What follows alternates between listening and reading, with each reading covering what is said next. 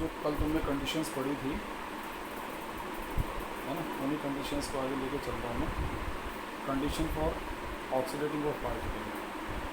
देखो आपका जो पार्टिकल है वो एल पॉइंट के अबाउट ऑक्सीडेट करेगा तो ऐसे यहाँ तक गया, फिर आएगा, फिर यहाँ तक जाएगा। लेकिन आप देखो कि जब यहाँ से यहाँ पहुँचेगा वो, तो वो वापस तभी आएगा जब इस पॉइंट पर उसकी वेलोसिटी ज़ीरो हो जाएगी।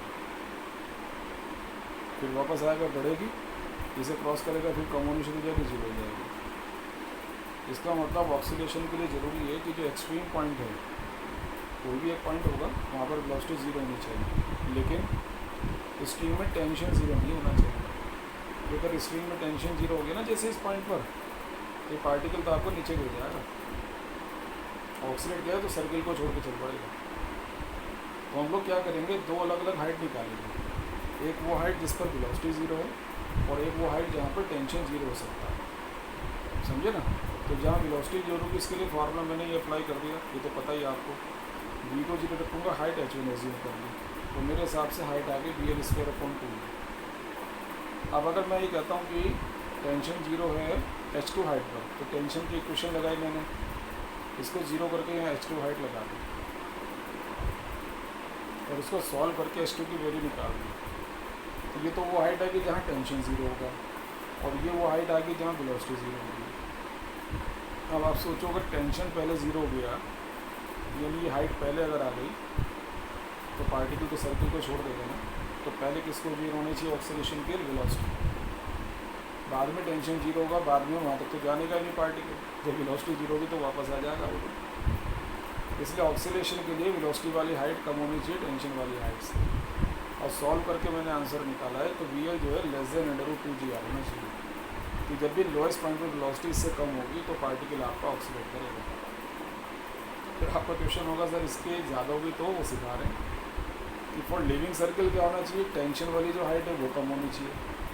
यानी टेंशन वाली ये ज़ीरो हो जाती तो पार्टिकल यहाँ को जाता, आपको यहाँ से नीचे गिर जाता बस। तो टेंशन वाली हाइट कम होनी चाहिए, वेलोसिटी वाली सॉल्व करके निकाल दी। तो VL अगर √2GR से कम है तो ऑक्सीडेट करेगा, √2GR से ज़्यादा है तो वो सर्किल को छोड़ देगा। और अगर हम चाहें पूरा सर्किल बनेगा तो उसके लिए मैंने कल सिखाया था वो √5GR होना चाहिए, लोएस्ट पॉइंट पर वेलोसिटी। एग्रीड। अब इनको करने के कुछ नए मेथड भी हैं। जैसे हम न्यूमेरिकल प्रॉब्लम सॉल्व कर रहे हैं, उस न्यूमेरिकल प्रॉब्लम में हमें टेंशन लोएस्ट पॉइंट पर हाईएस्ट पॉइंट पर एकदम चेक करनी है। तो देखो जैसे हाईएस्ट पॉइंट है, इस पर वेलोसिटी VH है, तो आप नोटिस करो ना, टेंशन की डायरेक्शन तो टूवर्ड सेंटर होगी और mg वर्टिकली डाउनवर्ड होगा। तो ये दोनों डायरेक्शन डाउनवर्ड ही तो चली गई, और जब ये दोनों डायरेक्शन डाउनवर्ड यानी सेंटर की तरफ आ गई तो इनका जो सम होगा वो प्रोवाइड करेगा सेंट्रीफ्यूगल फोर्स। तो आपको अगर यहाँ वेलोसिटी मालूम हो तो तुम टेंशन निकाल दोगे। ये रियल इक्वेशन है। वो जो तुमने निकाला था ना हाईएस्ट पॉइंट पर V√GR, वो तो मिनिमम वेलोसिटी है। एक्चुअल वेलोसिटी अगर मैं पता तो ये है। लोएस्ट पॉइंट पर देखो टेंशन तो गई सेंटर की तरफ, mg डाउनवर्ड, ये अपोजिट हो गए, इन्हें माइनस करेंगे और TL में से mg माइनस करके mg² रखना, ये इक्वेशन बनेगी। इससे सवाल कर देंगे हम सारे, अगर हमें एक्चुअल स्पीड मालूम होगी तो। और अगर मिड पॉइंट भी निकालना तो आप देखो टेंशन ऐसे, mg ऐसे है, टेंशन सेंटर की तरफ है, mg तो उसके परपेंडिकुलर है, तो इसका कोई फंक्शन ही नहीं है। तो सिंपल Tm = T। ये भी मेथड है डायरेक्ट लोएस्ट पॉइंट पर हाईएस्ट पॉइंट पर काम करने के लिए। जैसे क्वेश्चन है, a particle of mass 0.5 kg revolving in a vertical circle of radius 0.4 metre, calculate minimum speed of particle. यहाँ लिख दिया ना minimum speed of particle at lowest point and highest point, and also find tension at these points in these conditions. तो जब उसने खुल के बोल दिया तो मिनिमम स्पीड लोएस्ट पॉइंट पर √5GR सॉल्व कर दो, और हाईएस्ट पॉइंट पर √GR उसे सॉल्व कर दो, और हाईएस्ट पॉइंट पर मिनिमम टेंशन 0, लोएस्ट पॉइंट पर मिनिमम टेंशन 6 mg सॉल्व कर दो। अब इसी क्वेश्चन को वो ऐसे बोलता है कि particle mass this one revolving vertical circle radius ये है, calculate speed at lowest and highest point so that string does not slap. अगर वो वर्ड यूज़ कर रहा है स्ट्रिंग डज नॉट स्लैप, तो ऐसा तभी होगा, स्लैप का मतलब होता है ढीले पड़ने से, कि स्ट्रिंग ढीला ना पड़े। तो ऐसा तभी होगा जबकि जो वो वेलोसिटी है वो मिनिमम वेलोसिटी के बराबर होगी, और उससे कम हो गई तो स्लैप कर जाएगी, उतनी हो या उससे ज़्यादा।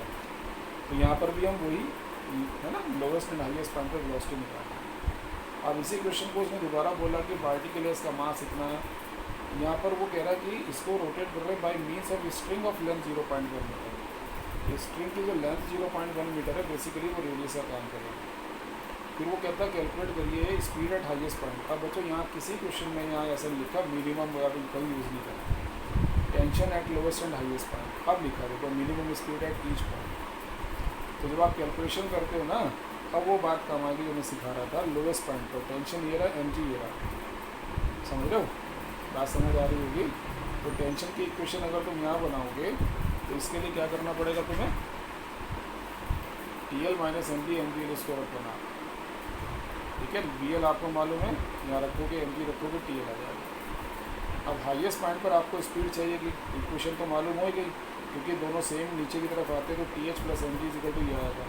ये वैल्यू आप करिए निकाल लो, एनर्जी कंजर्वेशन से इक्वेशन बन जाएगी।